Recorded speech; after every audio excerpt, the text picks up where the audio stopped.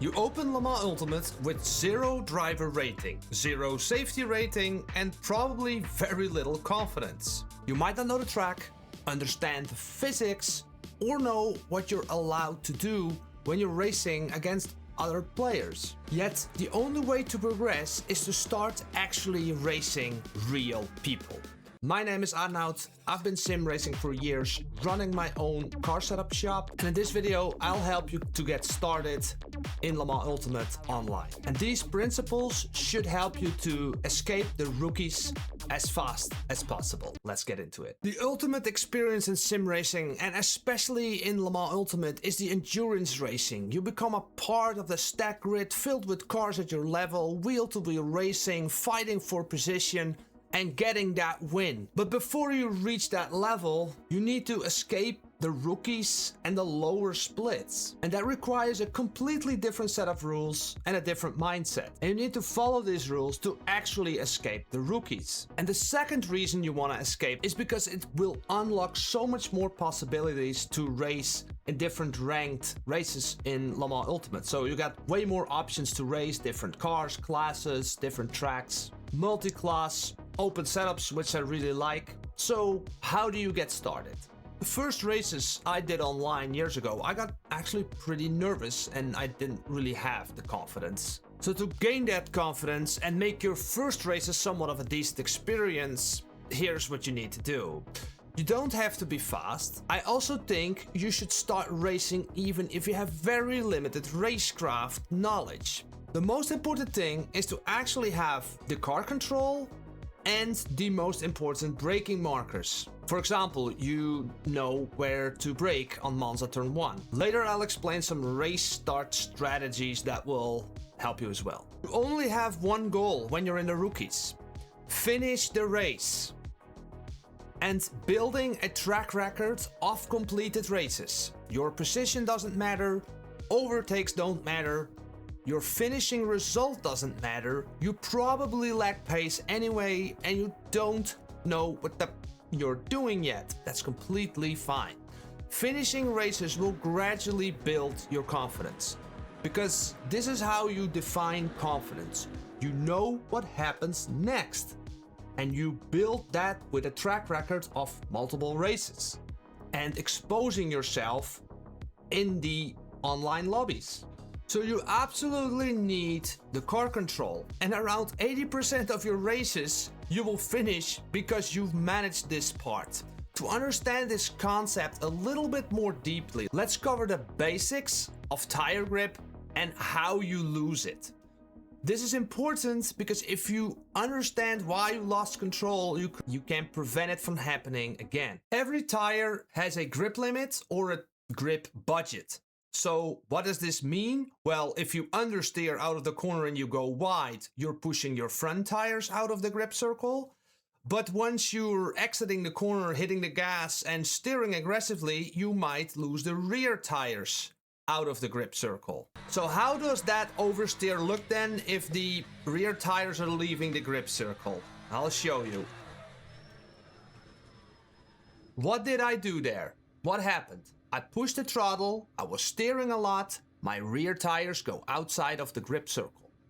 When I push my front tires out of the grip circle, it's gonna look like this. Look, I'm steering, the wheel is squeaking, I understeer. Now I have the front tires leaving the grip circle. Just keep this concept in your mind when you're making decisions on your inputs and steering. The more aggressive you'll be on harsh inputs, the more you invite the tires going out of the grip circle. If you like that engineering part and grip circle philosophies and all the engineering parts behind these cars, then check out the description for my newsletter.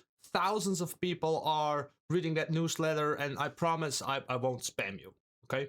You have a few tools in the fixed setup series to influence this behavior. So if you're oversteering on all of your exits, you just increase all TC settings, maybe more.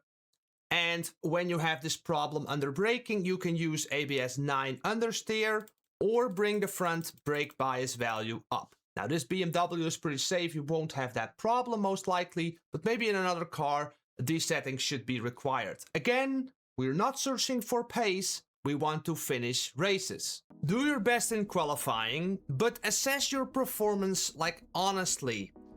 I don't think most people do this. Did you set a personal best? Then ask yourself whenever you can replicate that during a race. If you can't, don't be afraid to let some people pass, because if you're constantly on your limits, you'll screw up sooner or later. Almost every race, you see people attacking turn 1, searching for every possible gap. They go wheel to wheel, 4 wide, and aggressively switch lines. And this is the perfect recipe for chaos, collisions, and DNFs. It's even worse in the Bronze Series because you're surrounded by drivers who are still learning. Set your ego aside, and even if you've already been racing for years, the default approach is to be passive and careful and wait. And I still use this myself in my races. Just let stuff unfold instead of like jumping into that hole that is actually creating a lot of chaos. When the race starts, leave some margin to the drivers ahead. Don't be afraid to lift and keep your foot close to the brake pedal. During this stage of your journey, you win the race simply by finishing it. The same principles applies to overtaking. Most overtaking Bronze series are just freebies. People screw up, people make mistakes. You don't need to force them. A consistent driving approach can generally earn you podiums. A consistent driving approach, which is careful, a little bit under the limit, that will just give you podiums in this part of your sim racing journey. It's also the most enjoyable and probably the fastest way to escape the rookies.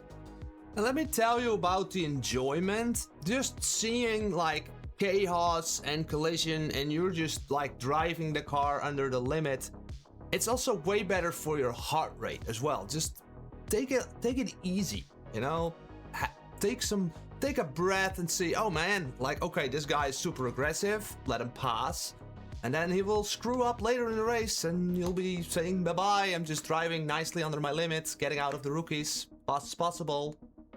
Okay, I know, but I don't understand the rules in racing. I don't understand racecraft. That's fine. When you don't know what to do in a race, your default decision is just to stay passive and wait and see what will happen. 9 out of 10 times, it is the best decision. And just be predictable. Don't hit the gas all of a sudden or switch your position on track all of a sudden. As you expose yourself to situations, you can take a screenshot or save a replay and ask other racers for help. Go to my Discord, guys. Was this my fault?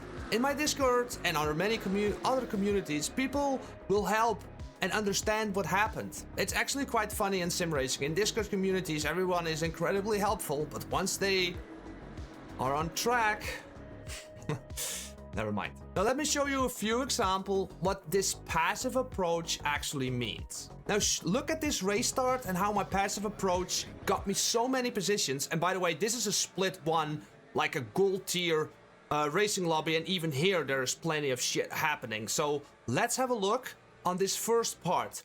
Look how much of a gap I have to the cars in front. Now this is a highly competitive race, but you should be already doing like lifting over here and watch the brake lights for the cars in front. So I'm already braking, keeping the distance. You see that Porsche over there? That's what happens when you switch lines all of a sudden, or you get too close in that initial braking zone. He's gonna create a lot of chaos. He managed that very well, actually. It wasn't his fault, but let's keep going. So we're gonna brake here, we're gonna leave some margin. We still have some margin to brake. And you see all of this chaos, that was just happening because of that Porsche. So what do we gained here? We gained like 7 positions. An important note here is that you also want to keep an eye on the radar here a little bit. This comes with experience, but you want to be on a certain line. If somebody decides to dive bomb you, don't immediately start to switch lanes and be predictable at this moment. So let's do another example on this race start. Again, I want to keep that distance in front of me, and that's what I'm continuing to do. So over here, I will lift, have margin, stick to the inside so no one tries to dive bomb me. And here we go, a safe turn 1. Now I have the car on my inside, on the right side, so I know he's gonna have the position. I will open myself up more and more and look at this point. Look at that green car, that's me. Look how much margin there is. So this way I am safe. I am too close to the cars in front, but I kind of trust the guys in front, right? But this is the thing, if you're already so close like this, you're already exposing yourself to a possible collision or contact. Now at this point something important is happening. I'm way faster. I can brake later than all of them. But you know what's happening here? We all need to brake early. These guys need to execute the corner first. Because in the race beginning, you need to be lifting and braking early. Over here, I'm already lifting, braking. And you can see that this Porsche got hit. And you're in the wall, and it's over. And now you could say, yeah, but he was behind me. If you got someone super close behind you, like bump drafting, like there's only a centimeter of distance, then think about how that can influence you. Maybe it's better to let them dive bomb if they're super aggressive. For instance, this example, I could have claimed the position, but he's actually still on the inside. He has the overlap. So he has the overlap and... well, we're still racing, so nothing going on. And now we can just continue racing, and I'll just try to stay clear of a lot of stuff, and you'll see other people make collisions. And this is like again, another split one race, so a lot of people won't make mistakes. But at least it starts to create some consistency, and I think it's way more fun like this as well. Now get it, there are people that will just dive bomb you and you become victim of collisions you couldn't do anything about. And if you really have that problem, like emotionally, then I highly recommend this video, because it's about how to regain control when you're constantly into collisions and chaos. Thanks for watching.